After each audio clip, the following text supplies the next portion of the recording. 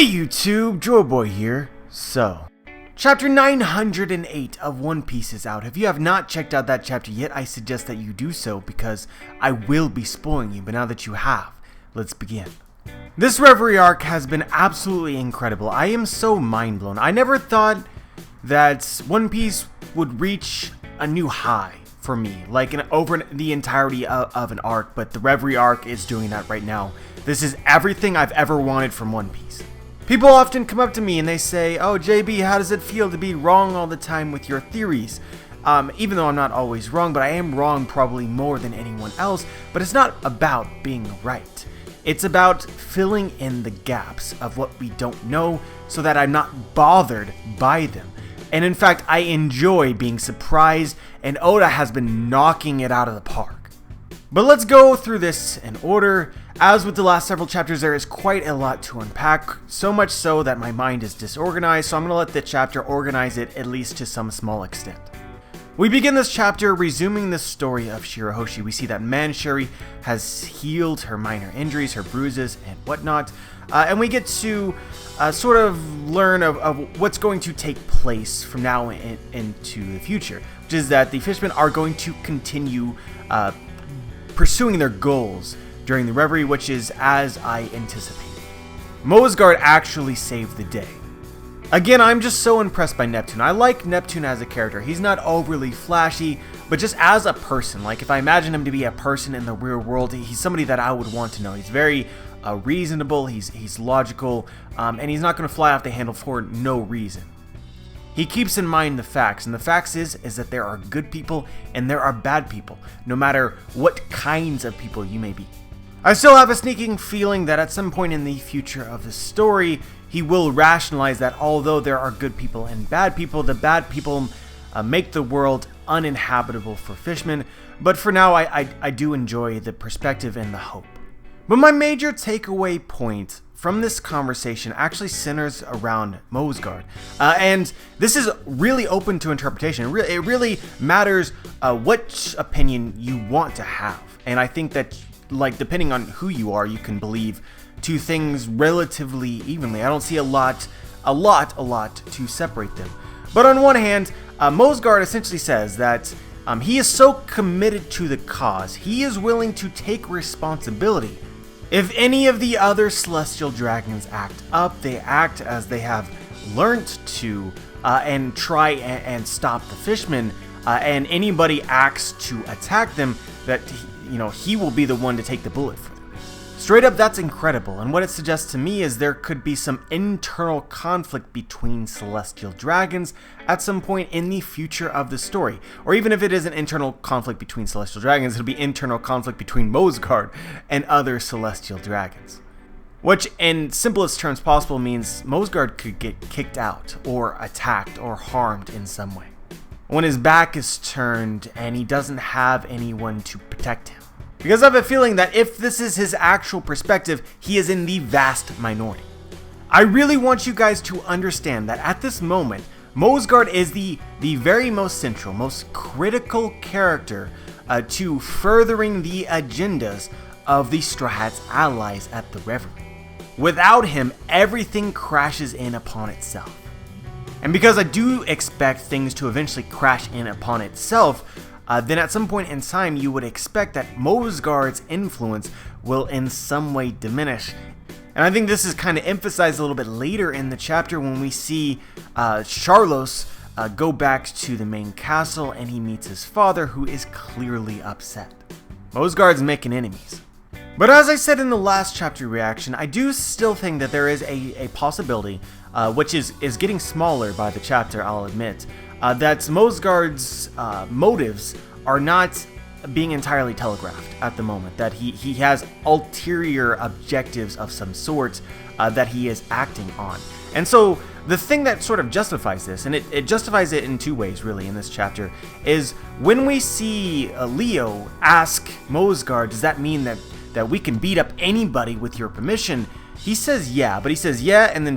yeah. It's like it creates a sense of uncertainty. He's also sweating at the same time. So on one hand, this could mean that he understands the possible implications of what he's doing and the danger and the risk that it puts him in. It also could imply that he is in some way lying or is being dishonest. It's a nervous kind of behavior. But the question is what is the source of the nervousness? For a man who just smacked Sharlos with a sort of fiery passion, all of a sudden he appears to have at least inklings of cold feet. But moving on from this, we have a small panel which discusses where King Cobra is at this exact moment. And Pell says that Fujitora gave him a letter to have a meeting with him and Riku, and this clearly relates to the abolishment of the Chichibukai. Both the countries of Alabasta and Dressrosa were negatively affected by Chichibukai, nearly ruined, destroyed, in one case basically ruined and destroyed. So clearly this is leading up into Fujitora making a case that the Chichibukai should no longer exist. And it appears as though Fujitora is looking for allies from Dressrosa and Alabasta. And to sort of tie this in with the detail that we learn later on in the chapter relating to King Cobra, we see that the Gorosei are coming to the meeting and that their presence was specifically requested by Cobra. We know from previously in the story, Cobra wants to bring up the true history, the poneglyphs. The same sort of idea is intimated by the Gorosei. The way that Cobra is going about this, it scares me. I have a lot of fear. And it really seems as though the Gorosei know.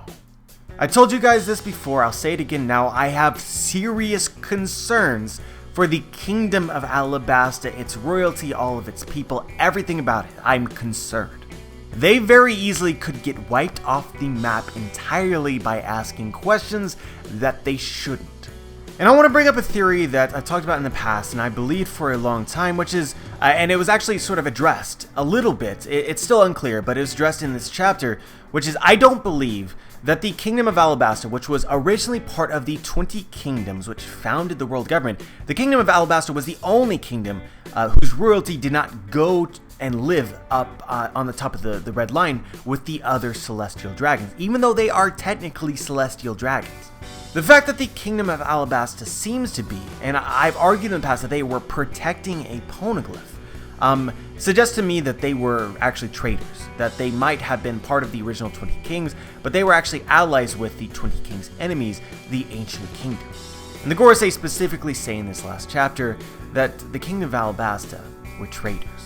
I wonder if the Gorosei and the higher-ups of the Celestial Dragons or whoever is in power, I wonder if they've known for the longest time that Alabasta, as a kingdom of ruled by essentially Celestial Dragons, were not trustworthy and have always been traitors. And maybe this in some way could substantiate the idea of the Kingdom of Alabasta being destroyed, and merely their fate postponed because they were acting good.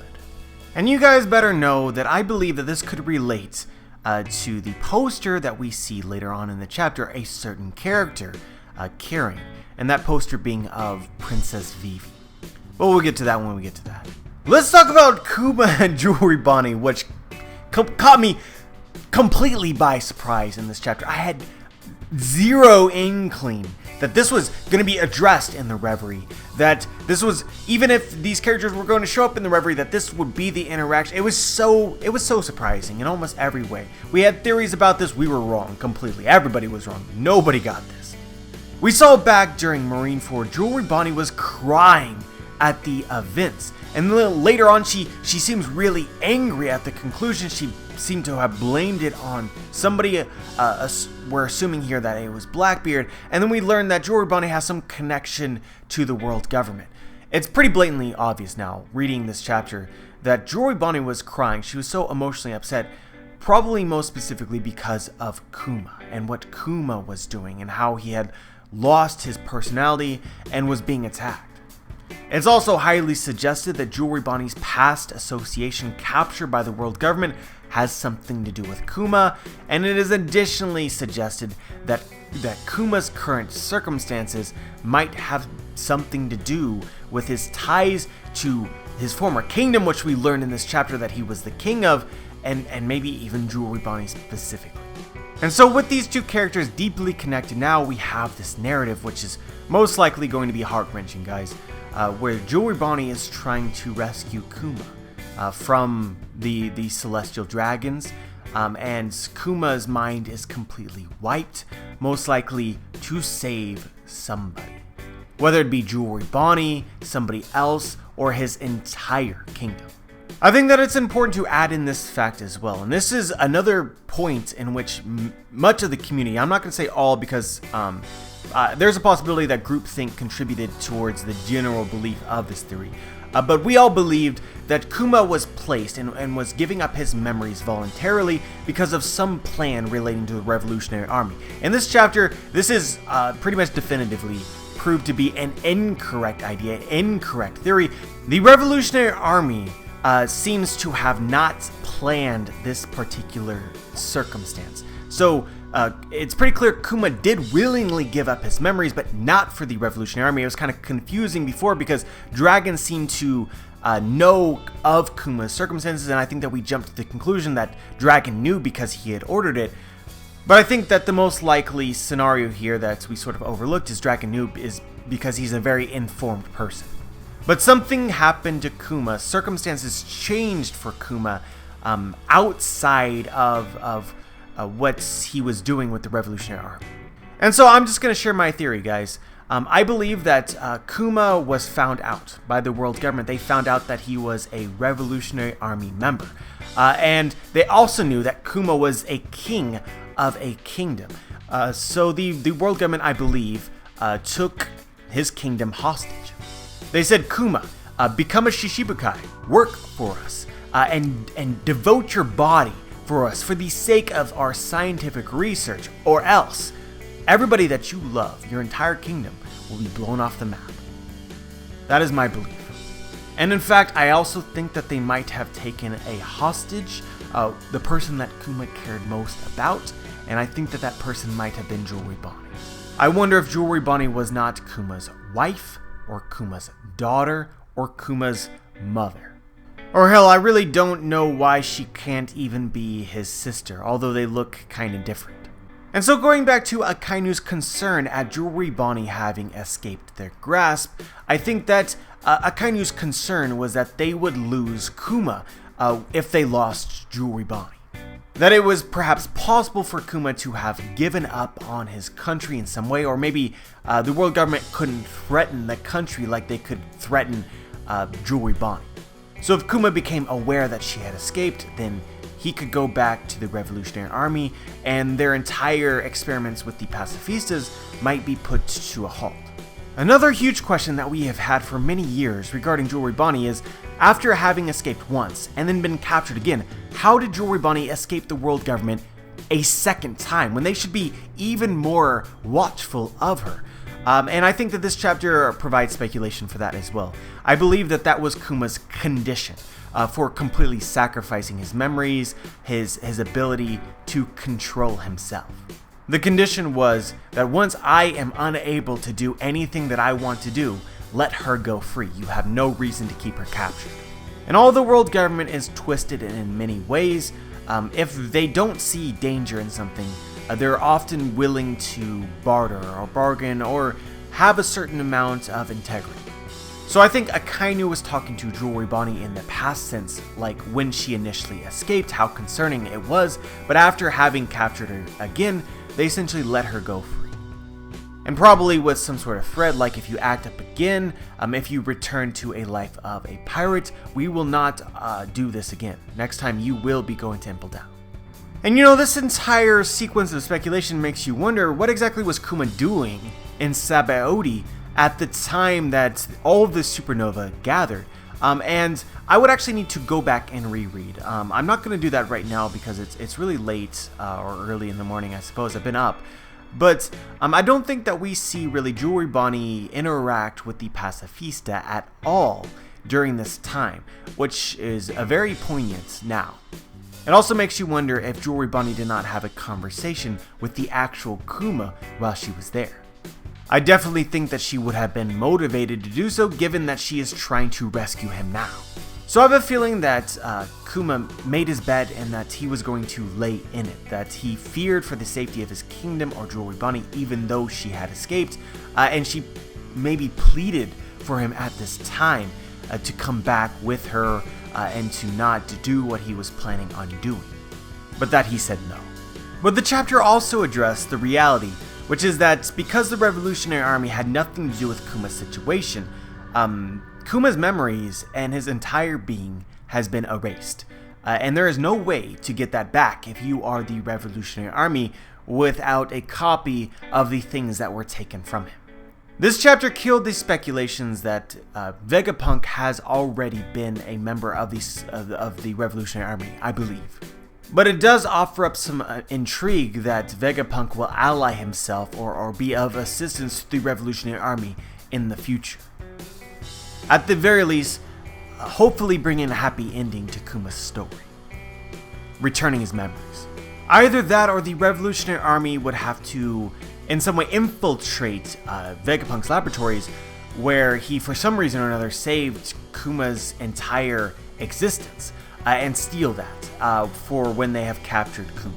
And in this case, they would need at least some expertise or ability to return that to Kuma, however that would be possible.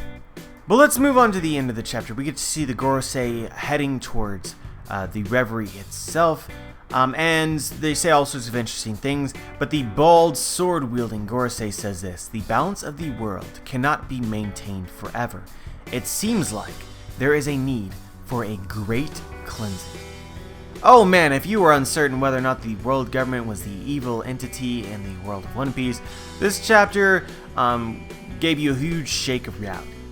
A great cleansing. Oh my god, that does not sound positive or good in any way. Their intent is to kill the naysayers. They are going to kill the dissenters, and they will hide the history.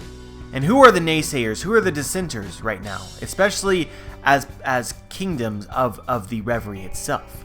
I'm looking at you, Alabasta. I'm looking at you, every allied nation of the Straw Hat Pirates.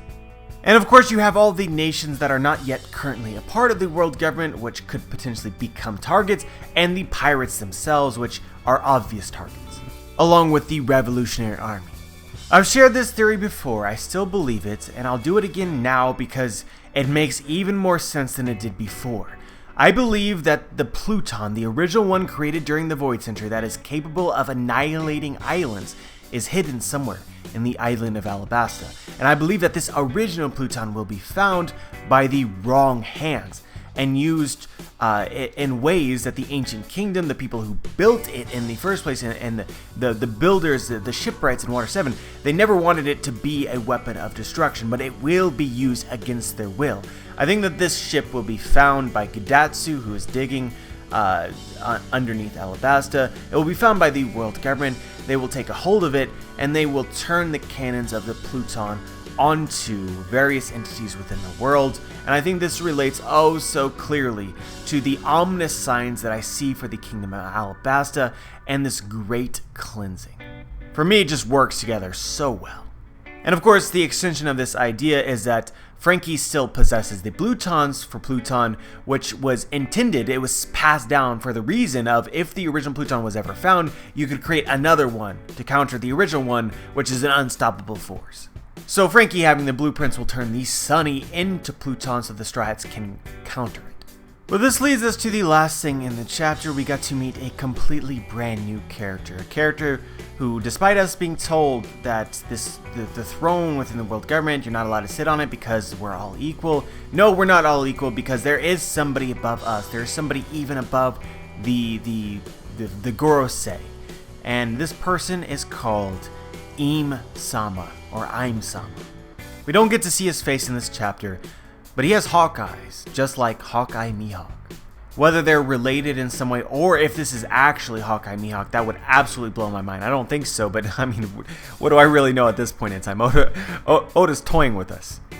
But this does fall in line with what I believed for the longest time. That even though the last chapter convinced me otherwise, Oda, like it's really like this consistently. You could have a theory, and it is hardest to believe a correct theory just before Oda reveals the truth. But I always believed that there was some entity that was above the celestial dragons, above the Gorosei, that ruled in secret, and we get to see him here, Imsama, or Imsama. If you follow my theories or other people's theories about how the celestial dragons might have come to be, I would not be surprised if this particular person was an alien. Like, honest to God, he could be an alien, a person from the moon. He could be immortal, completely overpowered. The possibilities are limitless. I think we're looking at, for the first time in the entire story, this is the first time I've ever felt this way, I think we might be looking at, perhaps, the final villain in One Piece. Or if he is not the final villain, this person will be directly responsible for creating or in some way training the final villain. I think I'm going to save the majority of my thoughts about this character for a video, standalone video at some point, because I'm still deciding on what it is that I want to believe, because as of right now, just reading the chapter, I'm just in a state of shock. I need a moment to collect my thoughts and make decisions based on the limited information that we have. But it seems pretty clear that soon enough somebody will be in danger, and that this person will become in danger due to Imsama's will. And we see him holding a bunch of pictures and tearing them up, destroying them. We see a picture of Luffy, of Blackbeard, clear threats to the world government. Their posters completely destroyed. We see Shirahoshi, whose picture was cut out, like her face was cut out from the portrait and then stabbed. And we see he also had a picture of Vivi, who he has not destroyed and is carrying with him. This could mean a lot of things. This could mean that he's decided that Vivi is the one who's the history he's going to erase from this world. It could mean that the other three are the ones that he's decided must be eliminated, while Vivi has some other fate in store for her. But either way, there's importance here that I've never considered for Vivi. If we're talking about any similarities to other things in this chapter, something like Vivi getting captured for the sake of keeping Alabasta in line, that makes a lot of sense to me. And keeping with this same sort of train of thought, is this person omnipotent or omniscient, whatever the correct word is here? Does he know that Shirahoshi is Poseidon? Because there's no reason for him to have singled out Shirahoshi unless he knows what she can do, what she is. And if he does know that, then she is far too dangerous to allow her to live. Which would mean that the 3 bounty posters that are destroyed and stabbed means that they're going to die. That is the plan. Guys, I'm sitting here at 7 o'clock in the morning and my brain is just done. We're going to stop here. This reverie is incredible. It's absolutely incredible. This is a time to read One Piece. Enjoy it. This is a golden era right now. And it may be a golden era until the end. I have no idea. But as opposed, since the time skip, this is just on another level entirely. I cannot talk about it enough. It's incredible. Like the video if you liked the video. I should probably say first, tell me what you think about this chapter. Like the video if you liked the video, dislike the video if you dislike the video. Make sure to subscribe if you want to be notified for my future content. And as always, guys, have a wonderful day.